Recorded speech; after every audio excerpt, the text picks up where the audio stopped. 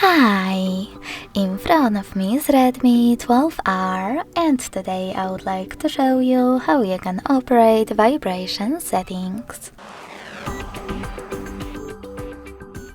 Begin by opening settings and scrolling down to access sound and vibration. Then scroll down again. Click on this switcher next to vibrate vocals, and this way enable or disable incoming calls vibrations.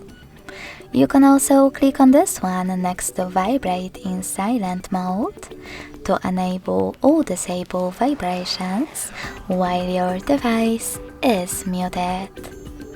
Last but not least, tap on vibrate on tap and select the best intensity of that vibrations, like medium, or disable them completely by tapping on off.